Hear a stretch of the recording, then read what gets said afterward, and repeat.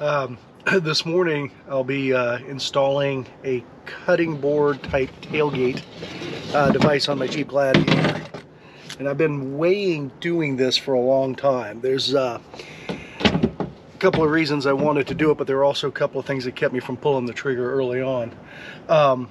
If you're like me and you use the tailgate for camp cooking, there's a couple of disadvantages of this thing. One, as you can see, there's only like the one little cup holder here, which is okay, but still, and then just the way the bed is designed with all the indentations in here, if you try to set a stove on it or anything like that, it really ends up, 90% of the time the stove ends up doing something like that.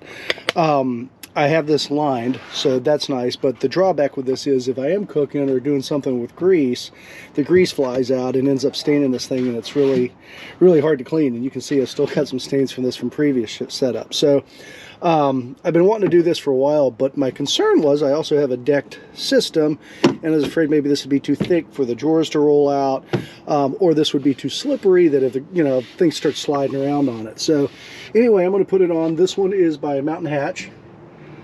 And it looks to be well made. It's basically like a cutting board material, and it's pretty straightforward installation. It comes with hardware here that's just basically the same things that are already in the tailgate, just a little bit longer, it looks like. So it should be pretty easy. I think this is a T27 Torx to get these out. So I'm going to remove 8 of these, put that down, and then replace them with the new hardware that it came with. So I'll get that done, and then we'll see how this thing is going to work, and hopefully it might help you if you want to make a decision on something like this.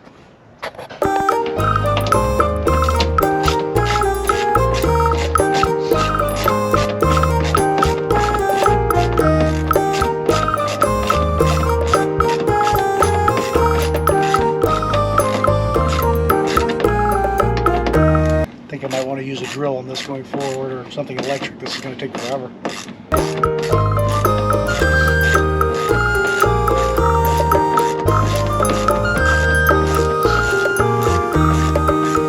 Yeah, going with the drill.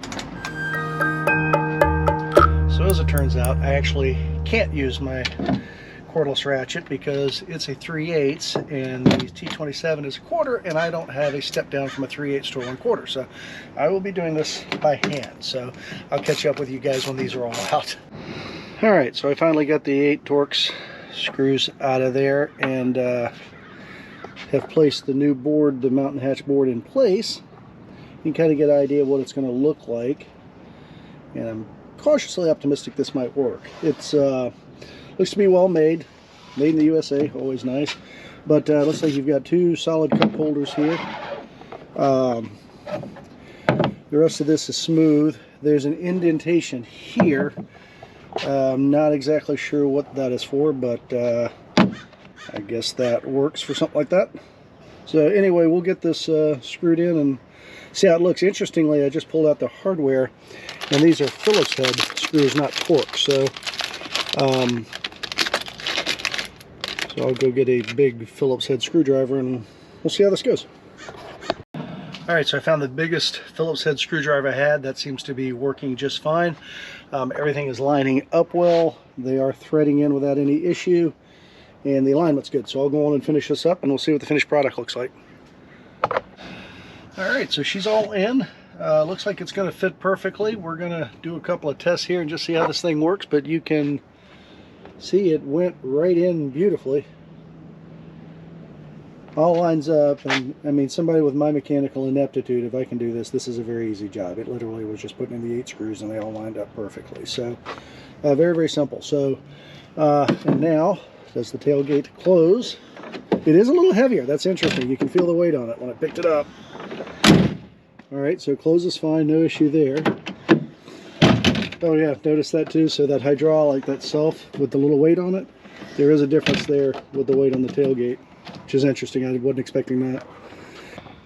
So one thing I was worried about with the tailgate cutting board is that it was going to be slippery, since I don't have, I'm kind of used to the rhino lined finish that this was going to be slick, but it's got a textured finish to it, so it really, it's not real slippery, so that's a good thing. So that way your stoves and everything won't be sliding around when you're maybe not 100% level, so that's good news. And then the moment of truth, will the drawers still work? Yeah, no issue. All right, fantastic. So it looks like this is going to be a good fit for me. We are going camping here early in January for a week, and I'll actually put this into a full lot test when I have the grill up here and the stove and some other stuff. So we'll see how it works, but so far I think this is going to work out well, and this is for what I'm looking for. I think it's going to be a good solution, because as I said, I do use this generally as a cooking platform when we set up camp. I'm not using it to carry a whole lot of cargo for the most part. Obviously, I've got the deck system in there anyway. So, all right, well, stand by and tune in for the next one when we're out camping, and we'll see how this thing really works. Thanks.